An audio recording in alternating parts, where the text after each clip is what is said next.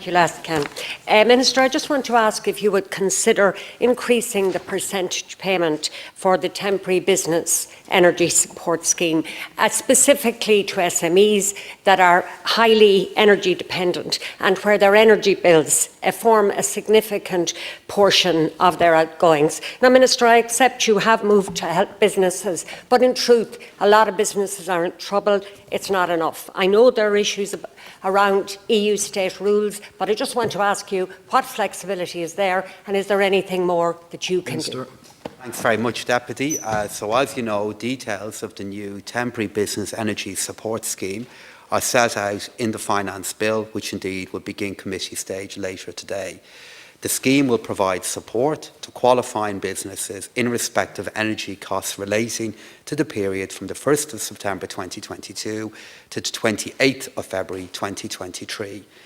The TBES will be available to tax-compliant businesses carrying on a trade or profession, the profits of which are chargeable to tax under Case 1 or Case 2 of Schedule D, where they meet the eligibility criteria.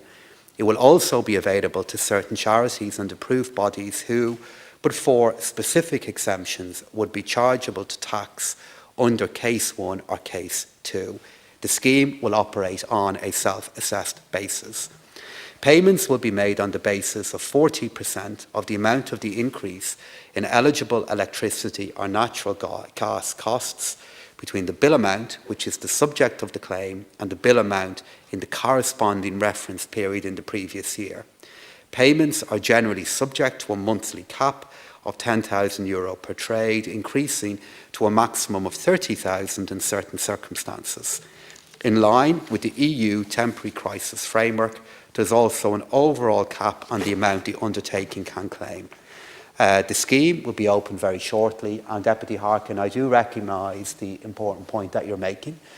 The point that you're making is that even though you broadly welcome the scheme that has been brought forward, you're questioning the adequacy of the cap and the help that it will provide.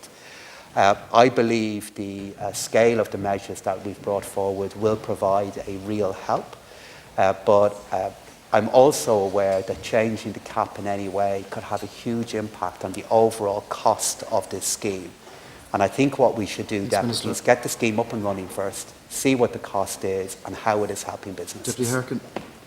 Thank you, Minister. And I hear what you say, and you've got to look after the money, as it were. But we already know from many of these businesses that they really are in trouble. You know in your constituency, I know in mine, businesses are already closing. We had an instance of a very well-known butcher. They have other shops, but they closed one of their shops yesterday in Sligo, and they said it was because of increased electricity and operating costs. And they're just one of many.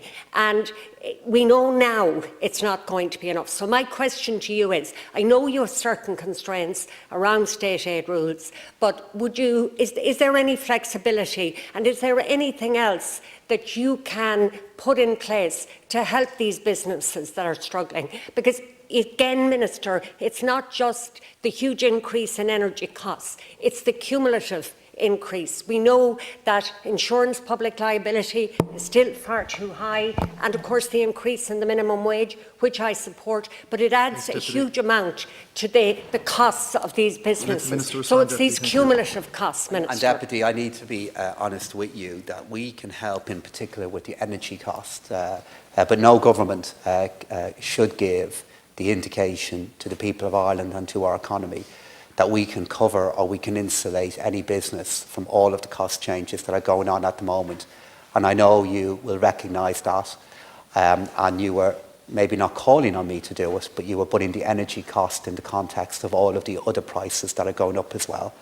And I, of course, know for the shop that you're referring to there, the butcher shop, there will be people who have been working in there, families who are dependent on it, that now find themselves at a tough moment, maybe, and I'm sure, worrying about where the next job could come from.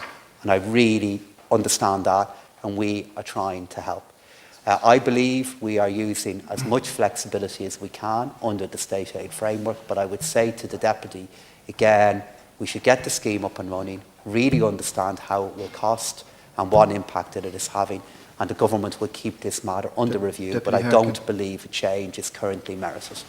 Well, that's what I'm asking, is that you would keep it under review, because, as I said, businesses are struggling. And Minister, you will be very well aware that even though you're bringing in this scheme, and even though you decrease the VAT, that the VAT payments for most businesses is now greater, even at 9%, than it was a year or two ago on their energy bills. So you do have money, you do have extra money in there. And I just want you to look at the reality of business and to think in terms of how flexible you can be. I asked the Taoiseach about this probably a week or two ago, and he spoke about the fact that, you know, if businesses are not viable, government can't step in to support them when other businesses can't get staff. But the truth is, Minister, there's loads of businesses that were viable 3, 6, certainly 9 months ago, a year ago, that are no longer viable because of increased energy costs. Lots of those are small businesses, Minister. So